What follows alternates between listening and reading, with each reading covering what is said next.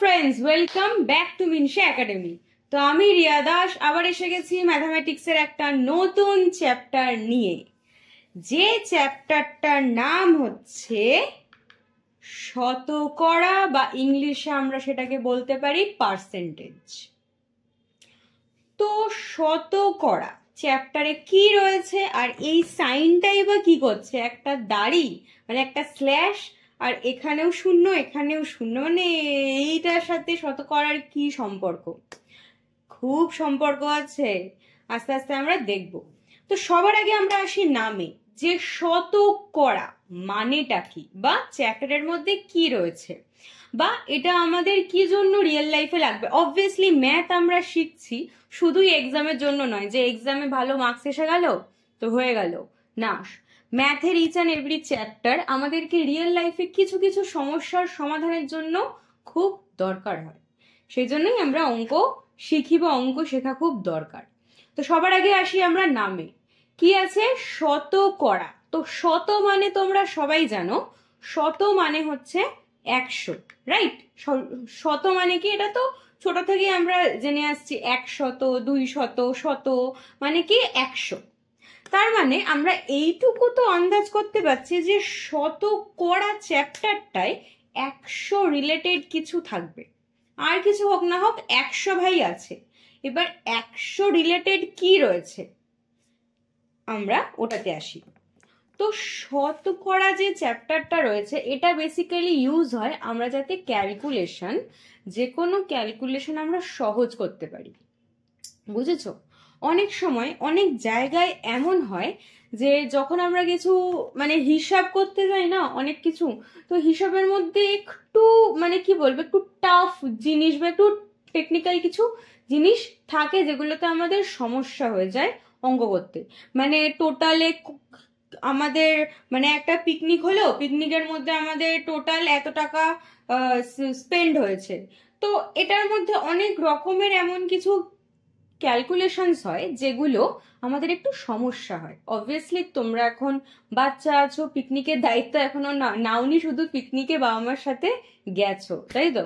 তো সেই জন্য হয়তো এখনো সেই যে সমস্যাটা আসে ওটার এখনো সম্মুখীন হওনি, বাট আই এম শিওর 9-এ উঠলেই হবে, ঠিক আছে? তো এইরকম কিছু সমস্যা থাকে, এবং সেই সমস্যা যাতে আমরা ইজিলি হিসাব করতে পারি, মানে আমাদের যে ক্যালকুলেশনস রয়েছে ওগুলোকে যাতে আমরা ইজিলি হিসাব করতে পারি, সেই জন্য আমাদের শতকরা চ্যাপ্টারটা ইম্পর্টেন্ট। এবং শতকরা চ্যাপ্টারে জানো কি রয়েছে? 100 রিলেটেড মানে কি?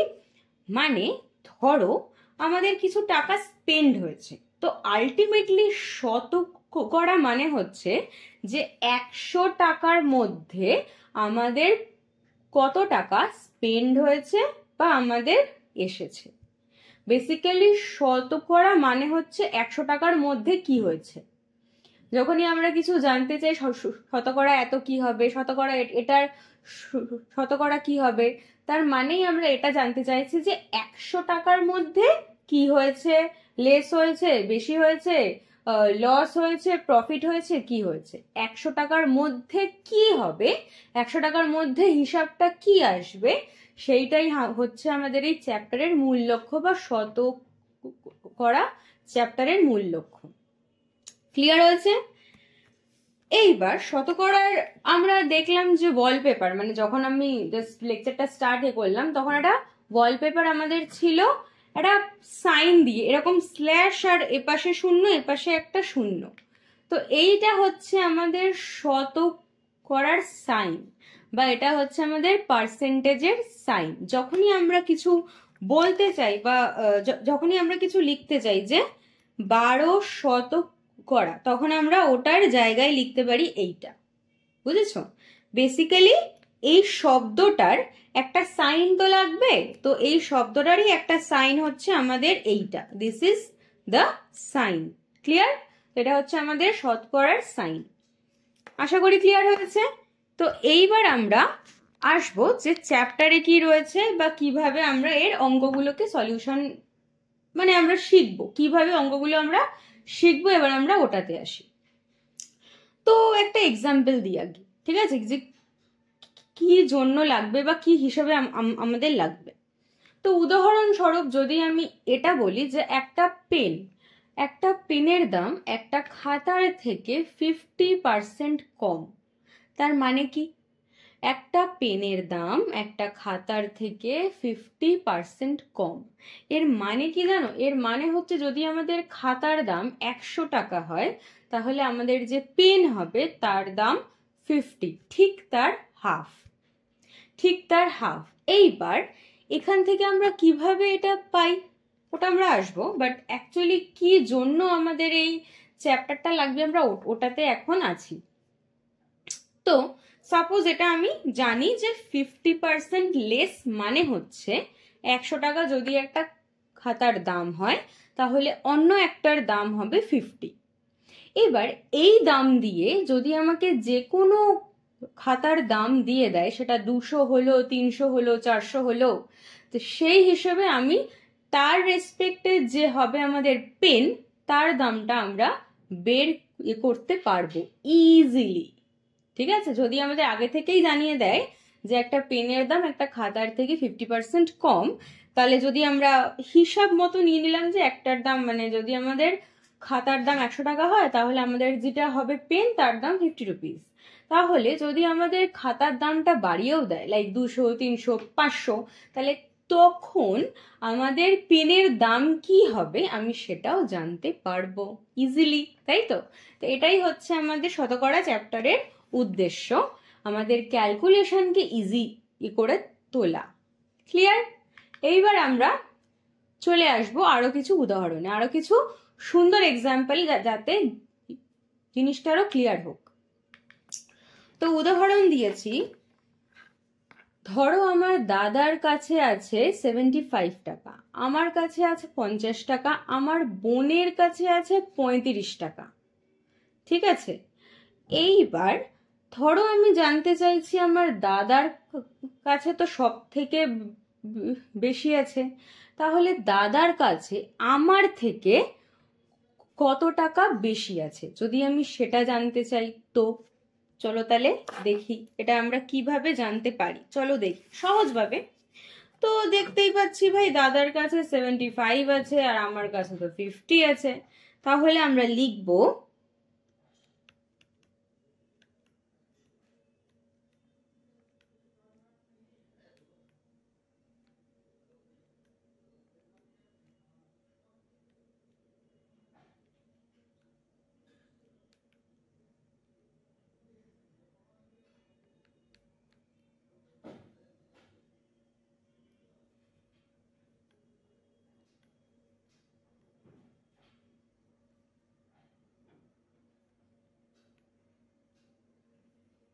এক মিনিট।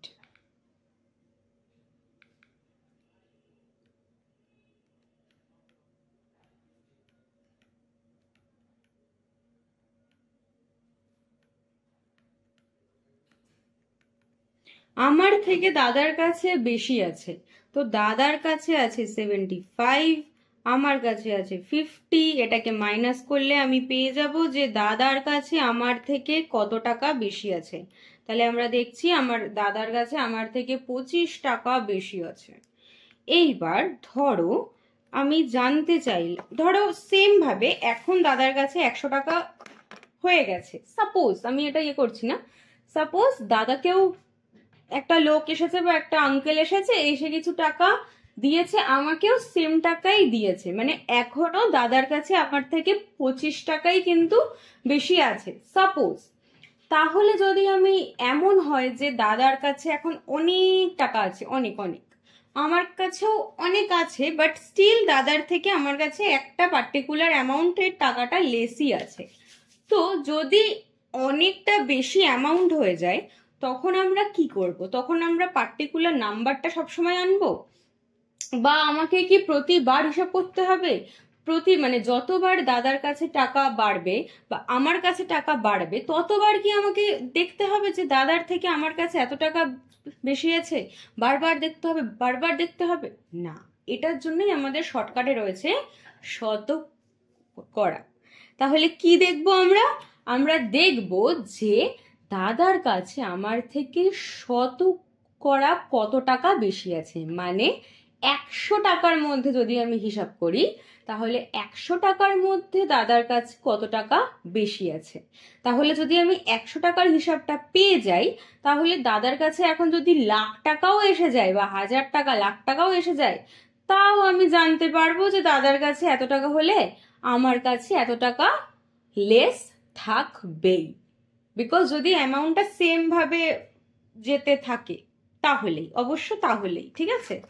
তাহলে আমরা যদি এখন জানতে চাই যে দাদার কাছে শতকরা কত টাকা বেশি আছে, মানে 100 টাকার মধ্যে, তাহলে আমরা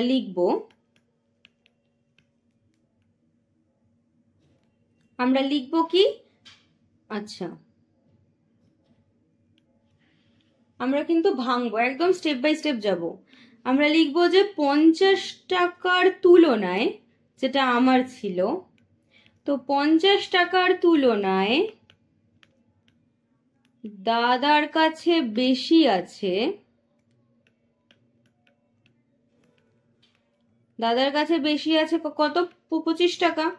আমরা কি করলাম, লিখলাম 50 টাকার তুলনায়, তাই তো, 50 টাকার তুলনাতেই দাদার কাছে এত টাকা বেশি আছে। তাহলে লিখবো 1 টাকার তুলনায় দাদার কাছে বেশি আছে। 1 টাকা হলে কি হবে, এখানে 1 হলে এই যে আমাদের হলো 25, আর নিচে এসে যাবে এটা, এটা আমরা ঐকিক নিয়মে শিখে এসেছি। এইবার যদি আমি চাই 100 টাকা, 100 টাকার তুলনায় দাদার কাছে বেশি আছে, কি হবে, হবে এখানে 25/50 ইন্টু 100 টাকা। তাহলে যদি আমি ক্যালকুলেশনই করি, তাহলে আমরা পাবো কি 50 রুপিস বা 50 টাকা। তার মানে কি, তার মানে হচ্ছে 100 টাকার হিসাবে দাদার কাছে সবসময় 50 টাকা বেশি আছে। কি হচ্ছে, 100 টাকার হিসাবে দাদার কাছে সবসময় 50 টাকা বেশি আছে, বা 50% বেশি আছে। যদি আমি 100 টাকা বারবার উল্লেখ করি, 100 টাকার রেসপেক্টে, তাহলে সবসময় আমরা এটাই বলবো যে দাদার কাছে 50 টাকা বেশি আছে। কিন্তু যদি আমরা পার্সেন্টেজে ভাবি, মানে টাকা যদি আমাদের এককটা না থাকে, তাহলে আমরা লিখতে পারি কি, যে দাদার কাছে সবসময় 50%, আমার থেকে দাদার কাছে 50% বেশি আছে। এই যে আমরা পেয়ে গেলাম যে 50% বেশি আছে, মানে হাফ, তাই তো। 50% মানে কি, হাফ টাকা, তাহলে একদম সবসময় দাদার কাছে আমার থেকে বেশি থাকবেই। তার মানে যদি আমার কাছে থাকে 2 লাখ টাকা, তাহলে দাদার কাছে 4 লাখ তো থাকবেই। মানে যদি এই হিসেবেই আমরা এগোতে থাকি তো, তাই তো। তাহলে দেখো, যে কোনো ক্যালকুলেশন এত ইজি হয়ে যায় না, এটাই হচ্ছে এটার ফল বা সুবিধা।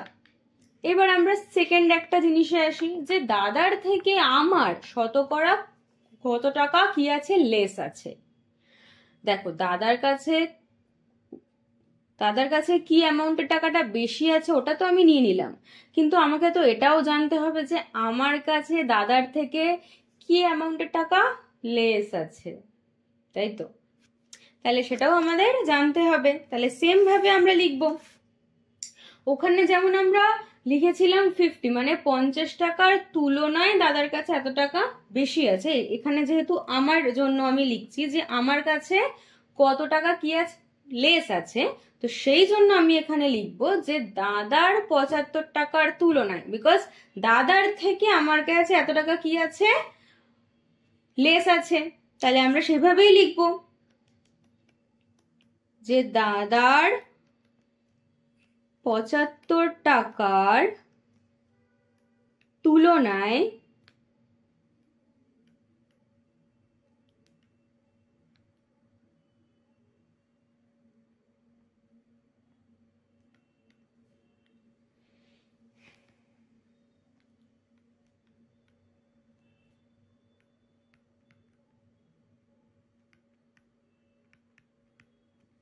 আমার কাছে কম আছে, সরি, দাদার 75 টাকার তুলনায় আমার কাছে কম আছে, এটা তো আমরা জানি কি হবে, 75 minus 50 that is হচ্ছে 25 টাকা। সেম ভাবে 1 টাকার আমি এভাবেই লিখলাম, 1 টাকার তুলনায় আমার কাছে কম আছে, এটা হলো 25, আর এই যে সংখ্যাটা এটা আসবে আমাদের নিচে এত টাকা। তারপরে আমরা চাইবো যে 100 টাকার মধ্যে আমার কাছে কম আছে, তো 25/75 ইন্টু 100 টাকা। তো যদি আমি এটাকে কি করব, ভাগে করি, তাহলে আলটিমেটলি আসবে 33 পূর্ণ 1/3 টাকা। বা যদি আমি টাকা ইউনিটটা ইউজ না করি, তাহলে আমি সবসময় লিখতে পারি 33 পূর্ণ 1/3%। ঠিক আছে, 33 পূর্ণ 1/3%, মানে দাদার থেকে আমার কাছে এত টাকা কম আছে। ঠিক আছে, দাদার থেকে আমার কাছে সবসময় এত টাকা কম আছে। ক্লিয়ার হয়েছে? তাহলে আমরা আশা করি এটাতে ক্লিয়ার আছে যে কিভাবে আমি দেখছি যে 100 টাকার মধ্যে আমার কাছে কি হিসেবে, মানে কি অ্যামাউন্টে টাকা বেশি আছে বা লেস আছে। ক্লিয়ার? তাহলেই এটা যদি আমরা পেয়ে যাই, তাহলেই কিন্তু আমরা আরো অনেক লেন্দি হিসাব আমাদের জন্য খুব কি হয়ে যাবে, ইজি হয়ে যাবে। ওকে, তাহলে আশা করি অঙ্কর কি প্রসেস বা কিভাবে আমরা অঙ্কটাকে দেখছি সেটা ক্লিয়ার হয়েছে। এখান থেকে আমি আরেকটা জিনিস জানিয়ে দিতে চাই যে ধরো আমি এত লেন্দি ঐকিক নিয়মে সবসময় আসবো না, তখন আমি কি করব, তখন এই যত টাকা হচ্ছে আমাদের কম বা বেশি সেটা আমাদের ভগ্নাংশের ওপরে, যার রেসপেক্টে, যার তুলনায় সেটা বেশি বা কম সেটা হবে আমাদের নিচে, আর ইন্টু দিয়ে হবে আমাদের 100। আবার যত টাকা হবে আমাদের বেশি বা কম সেটা ভগ্নাংশের ওপরে, যত টাকার তুলনায় বেশি বা কম সেটা আমাদের নিচে, আর 100 হচ্ছে মাল্টিপ্লাই। তাহলেই আমরা পেয়ে যাব যে শতকরা আমাদের কাছে কি অ্যামাউন্টের টাকা বেশি বা লেস আছে। ঠিক আছে, আশা করি ক্লিয়ার হয়েছে। এবার আমরা চলে আসব একটা উদাহরণে, একটা সলিড উদাহরণে। তো উদাহরণ 1-এ আমাদের দিয়েছে হাওড়া স্টেশন থেকে ট্রেন বর্ধমান যাবে। আচ্ছা, দিয়েছে হচ্ছে কর্ড লাইনে হাওড়া থেকে বর্ধমানের দূরত্ব 85 কিমি, বাট মেন লাইনে সেই দূরত্ব 5% বেশি। মেন লাইনে হাওড়া থেকে বর্ধমানের দূরত্ব সমানুপাতের সাহায্যে আমরা হিসাব করি। আবার আসি, উদাহরণ 1-এ আমাদের দিয়েছে হাওড়া স্টেশন থেকে ট্রেন বর্ধমান যাবে, হচ্ছে যে কর্ড লাইনে হাওড়া থেকে বর্ধমানের দূরত্ব 85 কিমি, বাট মেন লাইনে সেই দূরত্ব 5% বেশি। মেন লাইনে হাওড়া থেকে বর্ধমানের দূরত্ব সমানুপাতের সাহায্যে আমরা হিসাব করি। ঠিক আছে, তো সবার আগে মেন লাইন আর হচ্ছে কর্ড লাইন, এই দুটোর মানে কি আমরা ওটাতে আগে একটু আসি। ছবি দেখতে পাচ্ছ রেল লাইনের? তো রেল লাইনে যখন আমরা স্ট্রেট যাই, একদম স্ট্রেট আমরা যাই যে রেল লাইন ধরে, যেমন হচ্ছে এটা হচ্ছে আমাদের মেন লাইন। ঠিক আছে, একদম শর্টকাট ইউজ হবে না, লেন্দি হবে, সোজা রুট হবে, এটা হচ্ছে আমাদের মেন লাইন। যদি আমরা আসি হচ্ছে কর্ড লাইনে, তাহলে সেক্ষেত্রে কি হবে, যে লাইনগুলো এঁকে বেঁকে যায়, মানে শর্টকাট ইউজ করে, স্বাভাবিকভাবে যে লাইনগুলো আমাদের শর্টকাট ইউজ করে সেগুলো আমাদের হচ্ছে কর্ড লাইন। ক্লিয়ার? তো মেন লাইনে আমাদের যেতে অনেক টাইম লাগে, রাদার দেন আমাদের কি লাইন না কর্ড লাইন। ক্লিয়ার?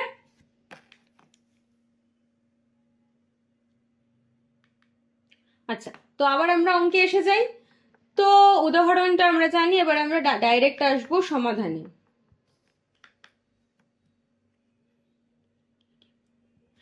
তো মেন লাইনে দিয়েছে আমাদের দূরত্ব 5% বেশি। কি হবে, মেন লাইনে আমাদের যে দূরত্ব সেটা হচ্ছে 5% বেশি। তার মানে যদি কর্ড লাইনে দূরত্ব 100 কিমি হয়, আবার আমি লিখছি,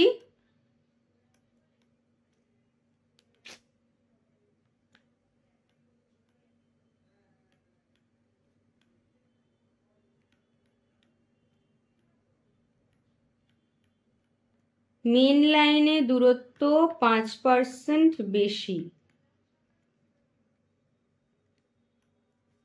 যদি কর্ড লাইনে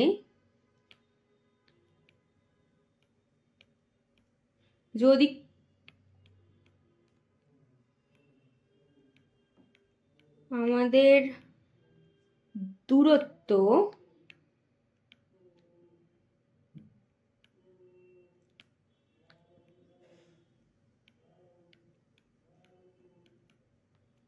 100 কিমি হয়,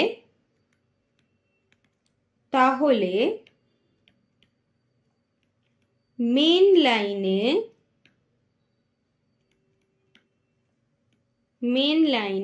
দূরত্ব হবে 100 + 5 এত কিমি, দ্যাট ইজ 105 কিমি। ক্লিয়ার? ক্লিয়ার, একদম ক্লিয়ার। ওকে, হলো। যদি কর্ড লাইনে দূরত্ব 100 কিমি হয়, তাহলে মেন লাইনে কি হবে? 5% বেশি। পার্সেন্ট মানে কি? 100-র মধ্যে 5 বেশি। তো অবভিয়াসলি আমরা 100 হিসাবে নিয়েছি, সেই জন্য আমরা জাস্ট 5ই এখানে প্লাস দেব, তো হয়ে গেল আমাদের 105 কিমি। এবার আমরা আসবো কিসে? না, গণিতের ভাষায় সমস্যা মানে আমরা ছকে আসবো। যেহেতু আমাদের এখানে সমানুপাতের মাধ্যমে অঙ্কটার সলিউশন চেয়েছে, তো আমরা ওদেরকে সমানুপাতের মাধ্যমেই অঙ্কটার সলিউশন দেব। তো আমরা লিখব যে গণিতের ভাষায় সমস্যাটি হলো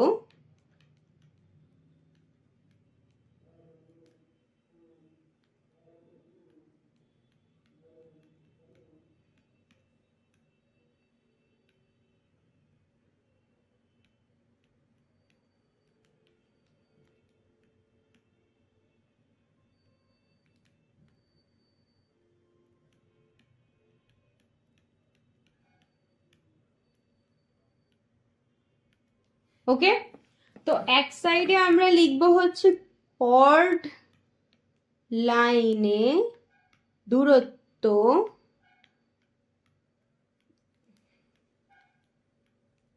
আর এক পাশে আমরা লিখব কি? মেন লাইনে দূরত্ব। এপাশেও আমরা কি লিখব? কিমি। আর এপাশেও আমরা কি লিখব? কিমি। তো যদি এইটা আমাদের 100 হয়, তাহলে এটা আমাদের কি হচ্ছে? 105। সেম ভাবে আমাদের চেয়েছে যদি কর্ড লাইনে দূরত্ব 85 হয়, তাহলে মেন লাইনে কি হবে, তাই তো? তাহলে আমরা এখানে লিখতে পারি যদি 85 এখানে হয়, তাহলে এটা কি হবে? এবার আমরা জানি যে এইভাবে যদি আমাদের অঙ্কর সলিউশন চাই, তাহলে আমাদের সমানুপাতে আনতে হবে, মানে অনুপাত যে অঙ্কগুলো সেইভাবে আনতে হবে, বা সমানুপাতের যে অঙ্কগুলো ভাবে আনতে হবে। তো তার জন্য আমাকে সবার আগে জানতে হবে যে এই দুটো জিনিস, এই দুটো একক বা এই দুটো ইউনিট যাই আছে না কেন, এরা সমানুপাতে আছে না ব্যস্ত অনুপাতে আছে। তো যদি কর্ড লাইনের দূরত্ব বাড়ে, তাহলে অবভিয়াসলি মেন লাইনের দূরত্বও বাড়বে। যদি কর্ড লাইনের দূরত্ব কমে, তাহলে সেম ভাবে মেন লাইনের দূরত্ব কি হবে? কমবে। তার মানে এরা দুটো কি আছে? এরা দুটো সরল সম্পর্কে আছে। সরল সম্পর্কে থাকলে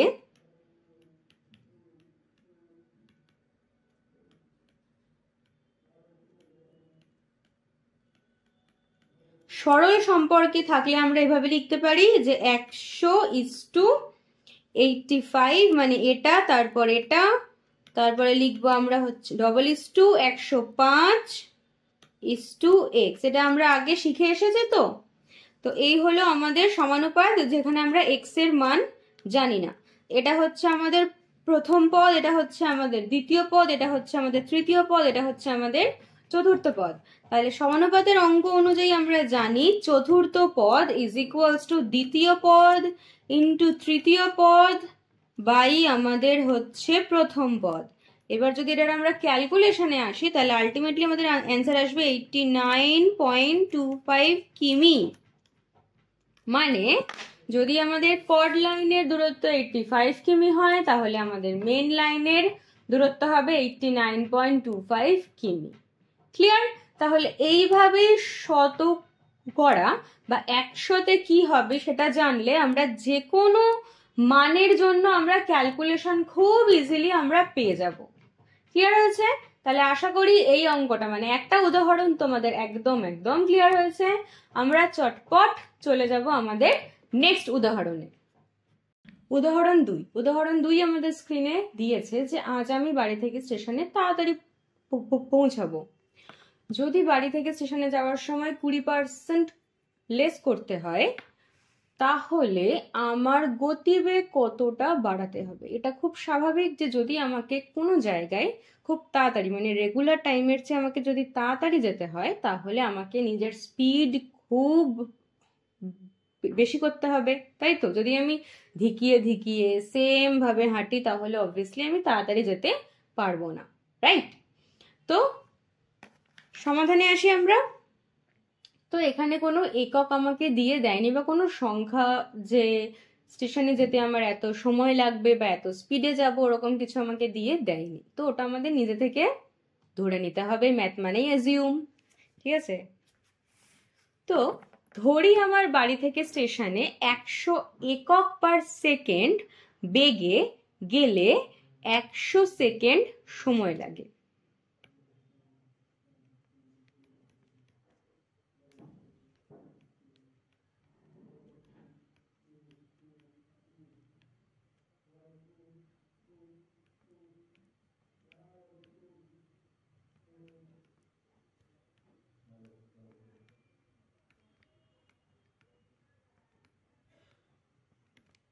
যদি আমি এই গতিবেগে যাই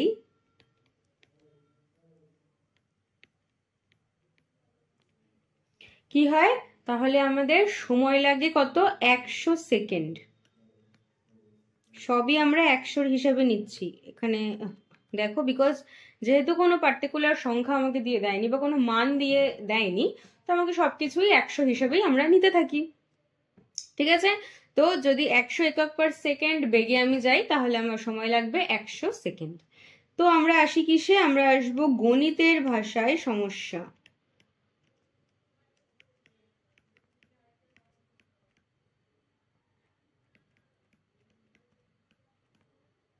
হ্যাঁ, তো গণিতের ভাষায় সমস্যাটি হলো আমরা এক সাইডে লিখবো সময়, ব্র্যাকেটে লিখবো আমরা সেকেন্ড,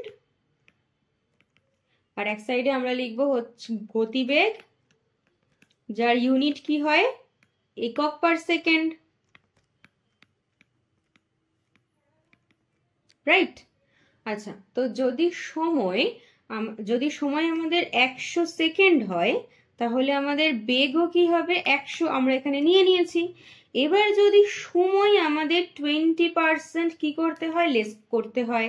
20% মানে কি 100-র মধ্যে 20 আমি লেস করতে যাই, তাহলে এই তো 100, আমি তো নিয়েইছি 100, তাহলে আমরা 100 থেকে কি করব? 20 বাদ দেব, তাহলে হবে আমাদের 80। তাহলে যদি 80 সেকেন্ডে আমাকে যেতে হয় তাহলে আমাকে স্পিড কি রাখতে হবে এটা আমাদের জানতে চেয়েছে। তো অবভিয়াসলি এটার একটা বিষয় হচ্ছে যে ধরো আমি কোথাও যাচ্ছি, আমাকে খুব অল্প সময় একটা জায়গায় যেতে হবে, সময় অল্প কিন্তু তাড়াতাড়ি যেতে হলে আমাকে স্পিডটা কি করতে হবে? বাড়াতে হবে। তার মানে সময় যদি কম হয় তাহলে স্পিড বেশি হবে, সময় বেশি হলে স্পিড কি হবে? আমাদের লেস হবে বা লেস হবে, ঠিক আছে? তো এইটা হচ্ছে আমাদের মূল বিষয়। তার মানে সময়ের সাথে বেগ আমাদের ব্যস্ত সম্পর্কে আছে, একটা বাড়লে একটা লেস হবে, একটা উঠবে একটা নিচে নামবে, এইরকম একটা সম্পর্কে আছে। মানে এরা কি আছে? এরা ব্যস্ত সম্পর্কে আছে। এবার যদি আমরা ঐকিক নিয়ম মেনে এটার হিসাবে করি তাহলে আমাদের কি হবে, আমি জাস্ট ছকটা দেখিয়ে দিলাম যাতে ইজি হয়। এবার আমরা জানি এরা ব্যস্ত সম্পর্কে আছে, এবার আমরা যদি ঐকিক নিয়ম বা ত্রৈরাশিক নিয়মে আমরা যদি এটাকে ফেলি তাহলে কি হবে,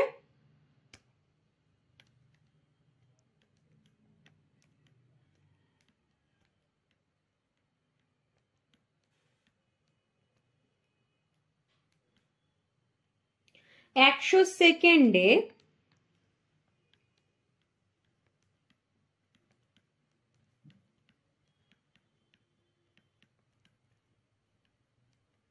100 সেকেন্ডে পৌঁছতে আমাদের যে গাড়ি, সেই গাড়ির গতিবেগ হবে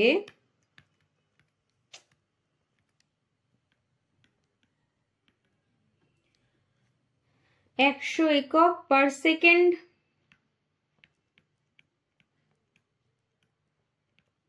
যদি 1 সেকেন্ডে আমি যেতে চাই তাহলে আমাদের সেই গাড়ির বেগ হবে, বেগ কি অনেক অনেক অনেক বাড়বে। আমরা নর্মালি কি জানি, যদি আমরা এখানে 1 লিখি তাহলে এটা বাই এটা, কিন্তু সেটা আমাদের কি হয়, সরল সম্পর্কে হয়। এটা যেহেতু ব্যস্ত সম্পর্ক তাহলে ভাগের জায়গায় কি হবে, আমাদের মাল্টিপ্লাই হয়ে যাবে, তার মানে 100 ইন্টু 100। সেম ভাবে যদি 80 সেকেন্ডে আমরা পৌঁছতে চাই তাহলে এবার যদি আমি 80 নিই তাহলে এখানে আমরা জানি কি, এখানে যে সংখ্যাটা আসবে ওটার সাথে এটা মাল্টিপ্লাই হয়ে যাবে, বাট এটা যেহেতু ব্যস্ত সম্পর্ক তাহলে যা হতো ঠিক তার উল্টো হবে, মানে যদি মাল্টিপ্লাই হতো তাহলে ভাগ হবে, ভাগ হলে মাল্টিপ্লাই হবে। তাহলে এটা কি হতো, মাল্টিপ্লাই হতো, তাহলে এটা আমাদের কি হবে, এটা আমাদের ভাগ হবে, মানে নিচে আসবে 100 ইন্টু 100 বাই 80। তো এত একক পার সেকেন্ড আমাদের স্পিড হতে হবে, তাহলে স্পিডটা আলটিমেটলি আসবে 125 একক পার সেকেন্ড। যেহেতু কোনো এখানে স্পিড আমাকে নির্দিষ্ট দিয়ে দেয়নি তো আমি একক পার সেকেন্ডেই আমরা নিয়েছি। তাহলে আমাদের যদি 80 সেকেন্ডে, মানে যদি আমি অঙ্কর ভাষায় আসি, যদি আমাকে 20% অল্প সময়ে স্টেশনে যেতে হয় তাহলে আমার কি হবে, তাহলে আমার স্পিড হতে হবে 125 একক পার সেকেন্ড। ক্লিয়ার? তো আশা করি এই অঙ্কটাও তোমাদের একদম একদম ক্লিয়ার হয়েছে। ওকে, তো তাহলে আমাদের উদাহরণের পার্ট এখানেই শেষ হলো। আমরা আজকে কি কি শিখলাম, আমরা শিখলাম যে শতকরা কি এবং সেই রিলেটেড কিছু উদাহরণ, দুটো উদাহরণ, এবং আমরা কি করে শিখতে পারি যে শতকরার অঙ্কগুলো কি করে হবে এবং তার কি দরকার, সেটাও আমরা আজকে শিখলাম, তাই তো? তো আজকে আমি লেকচারটা এতটাই রাখবো, অল্প একটু, বেশি চাপ নিয়ে লাভ নেই। নেক্সট ডে আমরা আসবো একটা এই চ্যাপ্টারেরই এক্সারসাইজ পার্টটা নিয়ে। তো এক্সারসাইজে অনেক অঙ্ক থাকবে, অনেক ইন্টারেস্টিং অঙ্ক থাকবে, যেগুলোকে আমরা সলভ করলে আলটিমেটলি আমাদের এক্সামের জন্য প্রিপারেশন রেডি হয়ে যাবে। ঠিক আছে? তো আজকের জন্য এতটাই থাক। নেক্সট ডে আমাদের আবার দেখা হচ্ছে এই চ্যাপ্টারেরই কি এক্সারসাইজ নিয়ে। ততদিন ভালো থাকো আর মিনস একাডেমির সাথে যুক্ত থেকো।